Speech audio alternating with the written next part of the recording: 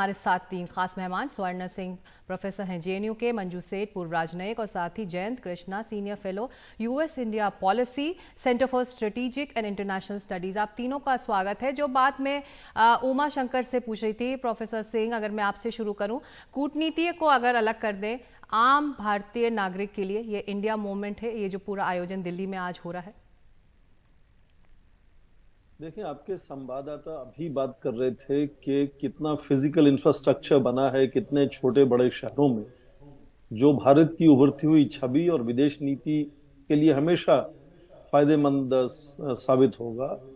Physical infrastructure के साथ साथ सोशल इंफ्रास्ट्रक्चर भी शायद तैयार हुआ है।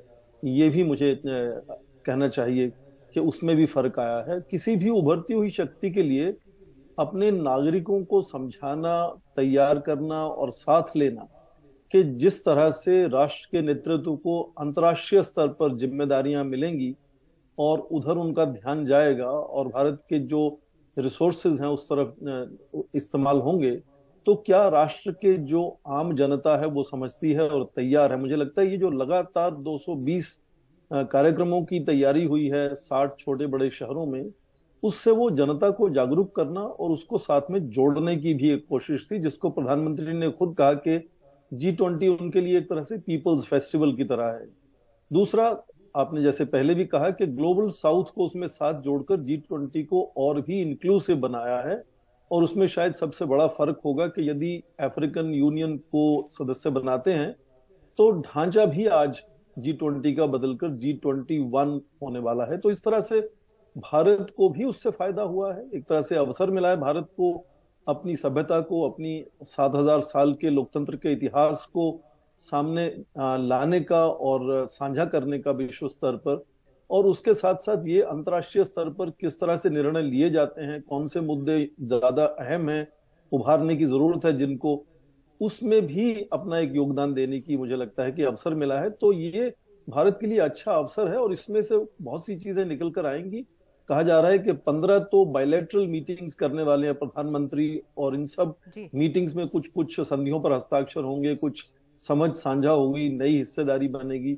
और जाहिर है कि जो बहुराष्ट्रीय G20 का सम्मेलन है उसमें भी कुछ ना कुछ चीजें निकल कर सामने आएंगी। तो बहुत सारी चीजें हैं जिनमें लगातार भारत अपने आप को जोड़ने की कोशिश में लगा हुआ है।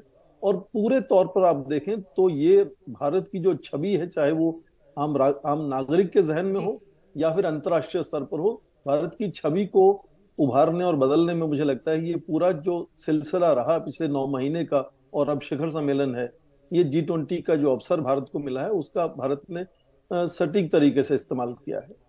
जी, जैसे कि आपने भी कहा कि ये एक सोशल इवेंट है, ना कि एक सरकारी इवेंट। अब G20 की बात हर कोई आम नागरिक कर रहा है और दिल्ली के में जो लोग हैं, जो आम नागरिक हैं दिल्ली के, वो तो इस बारे में सभी जानकारी रख रहे हैं। मंजू सेठ, किस तरह की कूटनीतिक तौर पर अब इस इवेंट के बाद भारत को मिलने वाली क्या पुश मिलेगा अगर आज के दिन प्रेसिडेंसी के जरिए भारत अपनी छवि को और उभार रहा है ग्लोबल मंच पर? तो बिल्कुल एक पुश मिलेगा, एक और कहते हैं 4 चांद लगेंगे हमारी इमेज में, क्योंकि branding all this is also part of branding. तो ये बिल्कुल छवि हमारी और इम्प्रूव होगी और ग्लोबल चीजों में, ग्लोबल एरिया में हमें एक वॉइस मिल गई है और एक वॉइस सुनी जाती है। पहले हम लोग अपने विचार रखते थे लेकिन हमेशा सुना नहीं जाता था, लेकिन अब इसके बाद मुझे लग रहा है थोड़ी सुनवाई भी होगी, थोड़ा तवज्जो दिया जाएगा इंडिया की वॉइस को, और दिया जा रहा है। हम देख रहे हैं सब जगह इंडिया की जो इमेज है ऐसी है कि इंडिया सिर्फ बात नहीं करता है, करके दिखाता है। तो एक ये इमेज एक बन गई है इंडिया की, एक बहुत पॉजिटिव इमेज है और हम सारे वर्ल्ड को साथ में लेके चलना चाहते हैं, ग्लोबल सॉल्यूशंस लाना चाहते हैं फॉर ग्लोबल प्रॉब्लम्स। ये हमारा अप्रोच रहा है और ये आई थिंक सबके साथ रेजोनेट करता है, सब कंट्रीज के साथ रेजोनेट करता है। सब समझ रहे हैं कि इंडिया सिर्फ और जैसे हमारे प्रधानमंत्री जी ने भी कहा और ये G20 में भी कहा गया, ह्यूमन सेंट्रिक डेवलपमेंट होना चाहिए, सस्टेनेबल डेवलपमेंट पर ह्यूमन सेंट्रिक। सिर्फ GDP के टर्म्स में हमें सिर्फ नहीं फोकस करना चाहिए। ये बहुत अच्छी पहल है, एक अच्छी एक एटीट्यूड है जो सब एक्सेप्ट कर रहे हैं। ह्यूमन सेंट्रिक डेवलपमेंट से ही दुनिया में एक अच्छा माहौल बनेगा और सब आपस में मोर कंपैशन आएगा, बेटर ग्रोथ, सस्टेनेबल ग्रोथ होगी। जो बड़ी लॉपसाइडेड है और बहुत लोग इसमें से बाहर रह रहे थे, गरीब लोग, और बहुत सारे कंट्रीज बाहर हैं, बाहर रह गए थे, छूट रहे थे सब फायदे से, ग्लोबलाइजेशन के फायदे से। और जो बहुत तेजी से गई है आगे, लेकिन वो सबको साथ लेके नहीं गई है। तो इसीलिए वी हैव टू एक फिर से उसको एग्जामिन करना पड़ेगा कि हम किस दिशा में जा रहे हैं। और ये अगर हम देखेंगे जो जो चीजें डिस्कस हुई हैं अभी तक सब मीटिंग्स में, और जो बाहर थोड़ा बहुत इंफॉर्मेशन आया है, कि हम देख रहे हैं कि एक डायरेक्शन दिया जाए वर्ल्ड को सब एक मूव करने के लिए, जो सस्टेनेबल हो और जो सबके हित में हो। One world, one family, one future की बात है, क्योंकि ये सब ग्लोबल पब्लिक गुड्स हैं। तो उसकी तरफ हम लोग एक फोकस डाल रहे हैं। G20 से इंडिया की इमेज और भी बढ़ेगी, और G20 के बाद दौरान भी, उसके बाद भी हम देखेंगे कि हम कुछ कंट्रीब्यूशन, मीनिंगफुल कंट्रीब्यूशन कर पाएंगे, इंक्लूडिंग रिफॉर्म्स जो हम बहुत दिनों से बोल रहे हैं। मुझे लग रहा है उन पे भी मूवमेंट होगा। MDBs में, मल्टीलैटरल डेवलपमेंट बैंक्स में, UN में, सब जगह उम्मीद है कि थोड़ा और तेजी से रफ्तार आएगी। जी, जैसे कि शिल्पा अमित कांत ने कहा कि न्यू दिल्ली डिक्लेरेशन ऑलमोस्ट तैयार है, राष्ट्रीय अध्यक्षों की मुहर लगनी इसमें बाकी है। तो ऐसे में अब से कुछ देर में Jain ji Joe Biden land करने वाले हैं दिल्ली में, उसके बाद वो सीधे जाने वाले हैं बायलैटरल टॉक्स के लिए पीएम मोदी के साथ। इस पर सभी की नज़र है। इससे हम क्या उम्मीद करें इवेंट से पहले जो बायलैटरल टॉक्स अमेरिकी राष्ट्रपति के साथ होने वाला है? जी, सिक्ता, आज रात में जो बाइडेन और प्राइम मिनिस्टर मोदी की जो बायलैटरल टॉक्स होंगी उसमें उम्मीद है, लेकिन मुझे लगता है इसमें मेजॉरिटी ऑफ द टॉक्स जो होंगी वो जो प्राइम मिनिस्टर मोदी की जो जून में यूएस विजिट थी उसी का स्टेटस अपडेट होगा। चाहे वो जेट इंजन बनाने की बात हो यहाँ पर HAL के साथ और GE के साथ सहयोग से, या सेमीकंडक्टर में इन्वेस्टमेंट्स लाने की बात हो।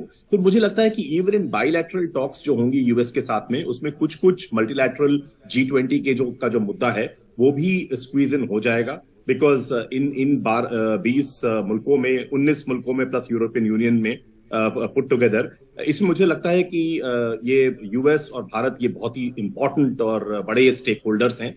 एक सबसे बड़ी चीज जो मुझे लगती है इसमें, जो बायलैटरल टॉक्स में भी बात आएगी जरूर G20 समिट पहले, वो है कि हमारे जो मल्टीलैटरल डेवलपमेंट बैंक्स हैं उनके रिफॉर्म्स के बारे में, क्योंकि उसमें भी यूएस एक बहुत बड़ा स्टेक होल्डर है। ऑल्दो कहने को तो ये ग्लोबल इशू है, लेकिन यूएस सबसे ज्यादा फंडिंग भी करता है इंस्टीट्यूशंस की। तो उसकी जिस तरह की रीस्ट्रक्चरिंग की जरूरत है, बहुत से डेवलपिंग कंट्रीज कह रहे हैं कि इनके जो हमें लोन्स दिए गए हैं उनको रीस्ट्रक्चर करें। बहुत से लोग कह रहे हैं कि हम डोमेस्टिक करेंसी में लोन मिलना चाहिए, क्योंकि अगर वो डॉलर में मिलते हैं और for no fault of them अगर वो उनकी करेंसी गिरती है डॉलर के विजावी, जो अक्सर होता रहता है, तो वो उनकी रिपेमेंट लायबिलिटीज क्यों बढ़ जाएं।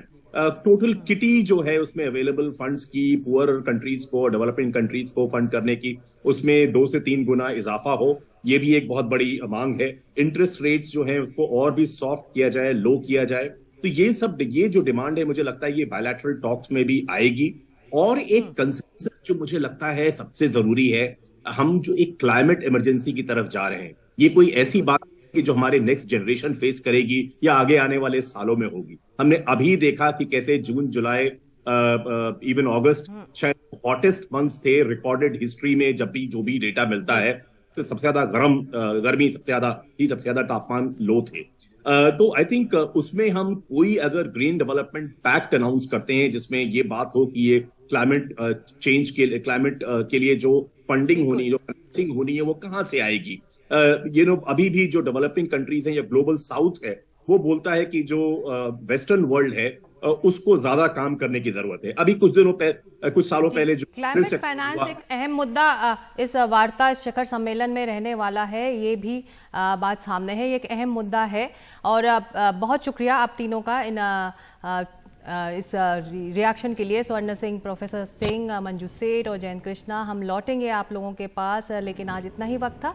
ये चर्चा अगले 2 दिनों तक भी जारी रहने वाली है कि G20 सम्मेलन और शिखर वार्ता में भारत के लिए कितना बड़ा ये पुश है, कूटनीतिक तौर पर, सोशली और इकोनॉमिकली।